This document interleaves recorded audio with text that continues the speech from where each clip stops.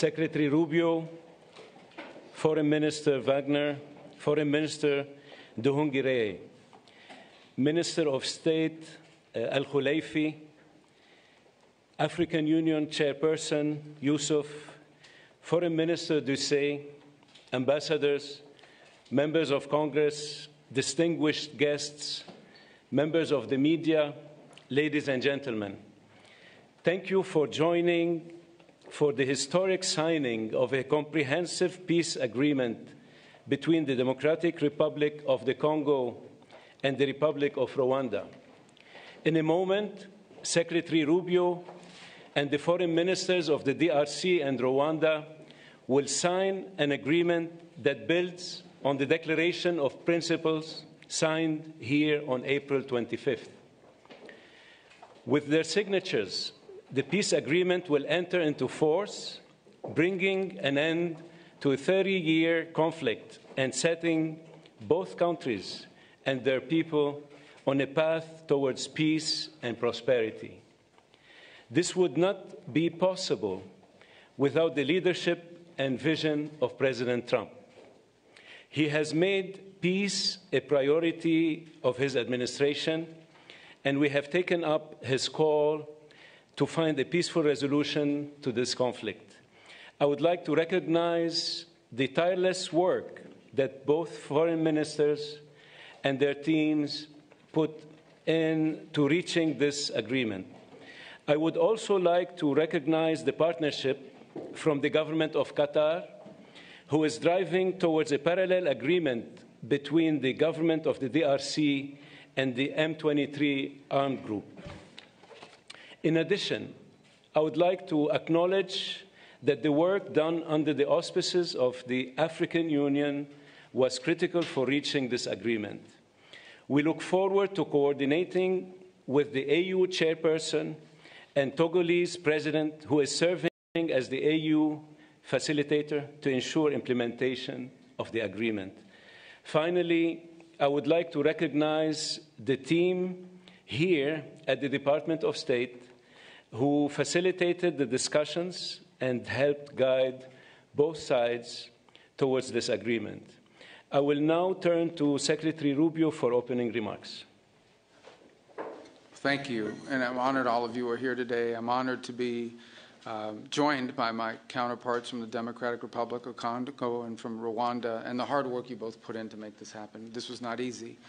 And there's still work to be done, obviously, in terms of implementation, but we're very honored you're both here, and it's been an honor to work with both of you. We have a lot of people to thank. Obviously, the great team here at the Department of State who did a great job, Mr. Bulos, who did a phenomenal job.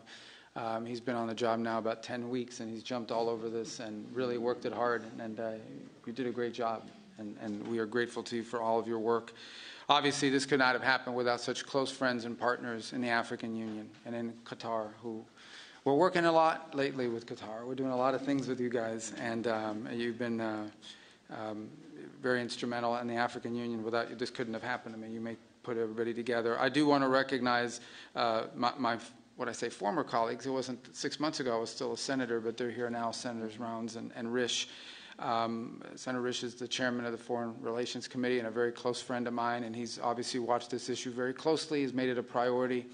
And Senator Rounds, who's been talking to me about this before I was even nominated to the position and even during the nomination process. And we have others who are not able to make it today that I also want to recognize, Senator Coons and Booker. There's been a lot of interest in this, and we're grateful to all of them. They were invited, but I guess, you know, there's stuff going on in the Senate, as you know. And, but we're grateful that both of you are here, and it's instrumental. This is, you know, an important moment after 30 years of war. President Trump is a president of peace. He really does want peace. He prioritizes it above all else. We saw his intervention in the conflict between India and Pakistan. We saw his intervention most recently as a few days ago in a very dangerous war, right? A very dangerous war that could have really spiraled out of control, and his intervention made that possible. And there are other places that we want to see this, but we're very excited about this, and we can't wait to have the heads of state, the presidents of the respective countries here in Washington in a few weeks to finalize the complete protocol and agreement. But today is an important step in that direction, and we're grateful to be able to host it here at the Department of State. And just thinking, you know, we think sometimes about peace. It's not just about ending wars. It's about, and it's not just about saving lives. It's about allowing people to live. It's about allowing people to now have dreams and hopes for a better life, for prosperity, for economic opportunity, for family reunification, for all the things that make life worth living. Those things become impossible when there's war and when there's conflict. So we're grateful to have played the role we've played. We acknowledge and recognize there's still more work to be done. But we thank you all very much for being a part of this historic and important day. This is really why I wanted this job, or why I embraced this job so much, is moments like this. This is, in essence, the Department of State is really the Department of Peace. It's designed to bring people together, both in our relations with other countries, but to the extent we can use the stature and the influence of the United States to bring others together. It makes the world a better place. And I honestly believe that when there's peace in the world among friends who may have disagreements and conflict, it does help America. It does help make America stronger and safer and more prosperous. It gives us partners we can do business with. And partners that we can work with to address insecurity and threats to our national security and to our collective national security. So we are grateful to both of you. I know how hard this was and how much work went into it, and we know there's more work to be done. But we are grateful to have you here today. We're honored to be a part of this. We're excited to be a part of it. And again, I do want to thank everyone here in our Africa Bureau and at the Department of State. And once again, our superstar there, Mr. Boulos. What do you want to do next after you're done with this? Sudan. Yeah, very important. Actually, very, very important. And you're very involved in that as well. So what are you guys doing this week in Qatar? You guys want to work a little? Yeah, we are grateful to all of you. Thank you. Thank you. Thank you, Mr. Secretary. I now turn to the Foreign Minister of Rwanda for remarks. Thank you, Secretary of State Marco Rubio, Minister Therese Kaikwamba-Wagner, the Chairperson of the African Union Commission, Mahmoud Yusuf, Minister of State Mohamed Ali Koulaifi of Qatar, my colleague, Minister of Foreign Affairs of Togo, Robert Dussey, Senators, dear colleagues, good afternoon.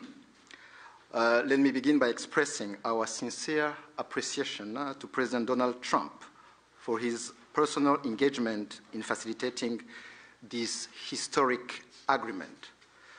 We also extend our gratitude to the Secretary of State, Marco Rubio, Special Advisor Masad Boulos, and the entire State Department team. Your dedication has been indispensable. This agreement is the product of months of coordinated efforts by multiple actors. It is very important to note that the State of Qatar has played an absolutely central role. Indeed, the opening, which led to today's agreement, began in Doha. We will lend our full support in the weeks ahead to Qatar's mediation efforts, led by Minister of State Mohamed Al Koulaifi, to secure a peace agreement between the DRC government and the AFC M23. This process is already well underway. Today's agreement also builds on the African-led peace initiatives, which are ably led by the African Union facilitator, President Faure Gnassingbé of Togo. The heart of this peace agreement is the decision to establish a standing joint security coordination mechanism between DRC and Rwanda. The first order of business is to begin implementing of the concept of operations for the neutralization of the FDLR, to be accompanied by a lifting of Rwanda's defensive measures. This is grounded in the commitment made here for an irreversible and verifiable end to state support for FDLR and associated militias. That is the bedrock of peace and security in our region. FDLR is no ordinary militia. It is the remnant of the forces which committed the genocide against the Tutsi in 1994, in which 1 million people were killed. With this agreement, we also committed to facilitate the return of refugees in our respective territories with the support of the UNHCR. Creating the conditions for the safe and dignified return of refugees is vital to achieve lasting peace. We also took to enhance economic cooperation, including with American companies and investors. Shared growth and cross-border cooperation will unlock tangible dividends for both our countries. We must acknowledge that there is a great deal of uncertainty in our region and beyond because many previous agreements have not been implemented, and there is no doubt that the road ahead will not be easy. But with the continued support of the United States and other partners, we believe that a turning point has been reached. Rwanda stands ready to work with the DRC to deliver on our joint commitments. To conclude, allow me to once again express Rwanda's appreciation to all who have contributed to this milestone. Thank you.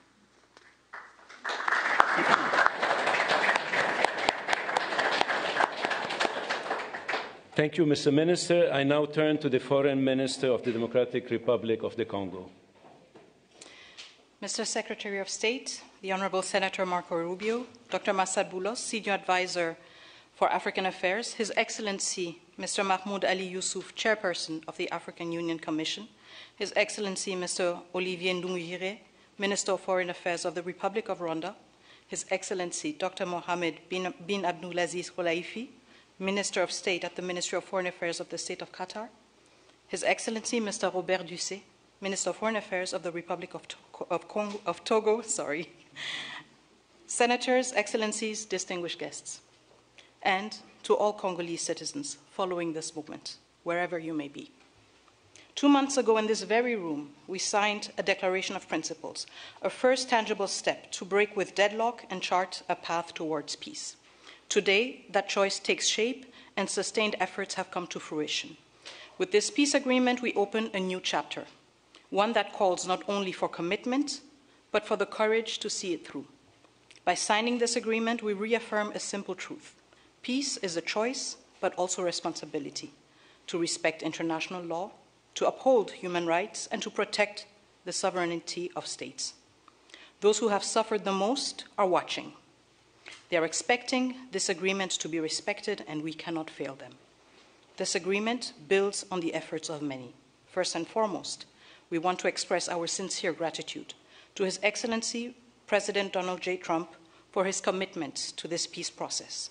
His leadership kept this process focused and goal-oriented, and that from day one. This was further characterized by the quality and resolve of the entire U.S. team, illustrated by the critical support of Senator Rubio and Dr. Boulos. We salute His Excellency President Félix-Antoine Tshisekedi Tshilombo for choosing the harder path, a peace rooted in principle and in the dignity of our people. We thank President João Lourenço of Angola, facilitator of the Luanda process, for laying critical foundations.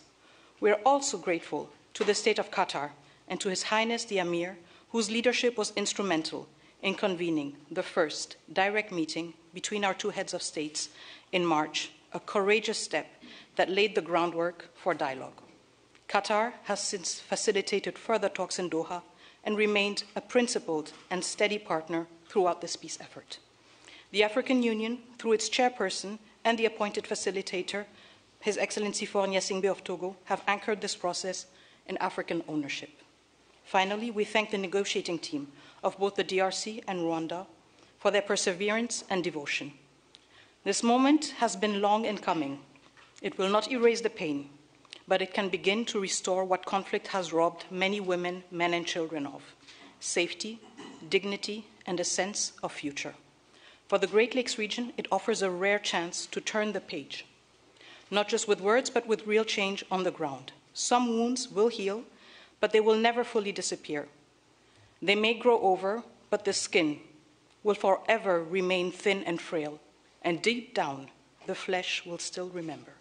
At times, we will feel numb, and at others, we will feel a sudden pang that will remind us of what was lost forever. The scars we carry on our bodies and in our souls will remind us of what must never be forgotten, repeated, or accepted. A few days ago in Kinshasa, a coalition of women's organizations shared a clear message with me. Nous ne voulons pas d'une paix d'élite. Nous voulons une paix réelle, vécue, partagée et construite avec nous. We do not want a peace shaped by elites. We want a peace that is real, lived, shared, and built with us. To our fellow citizens in the East, this agreement was signed with you in mind. It provides for the disengagement of armed forces, the protection of civilians, the return of displaced persons and of refugees under government authority, and establishes a follow-up mechanism to ensure compliance. These are not just words on paper. They must now be translated into action, with justice, accountability, and political will. This peace agreement is the starting point, not the end goal. It must now be followed by disengagement, justice, and the return of displaced families, and the return of refugees, both to the DRC and Rwanda. However, no text, however carefully negotiated, can carry on its own the weight of peace. I still remember, on the day we signed the Declaration of Principles, a member of the US team said, "If it were easy, it would have been done a long time ago." That holds true now more than ever. What we have signed is only as strong as our will to implement it.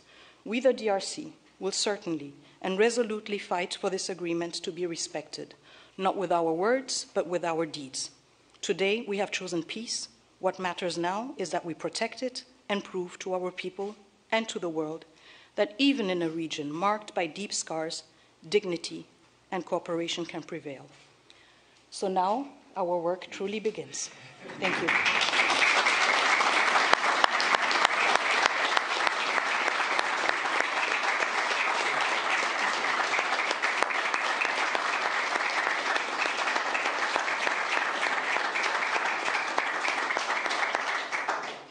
Thank you, Madam Minister. It's now my honor to invite the parties to sign the peace agreement to be witnessed by Secretary Rubio.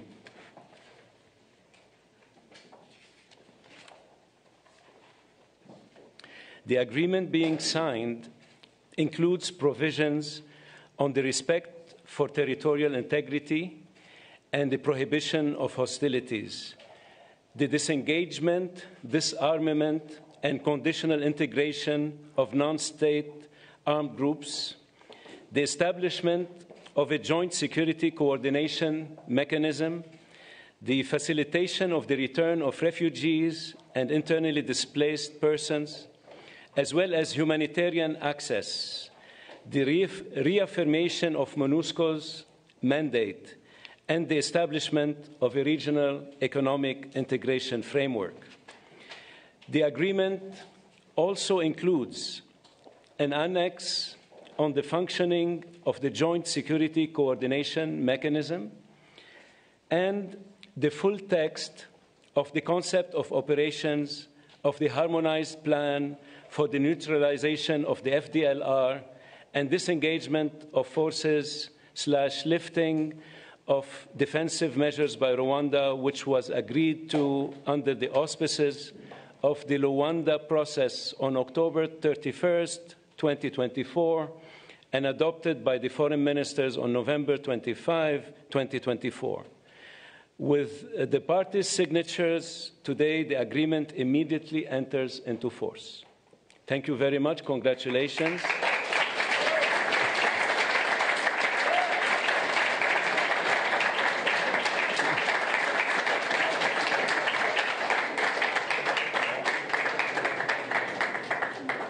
This concludes the proceedings.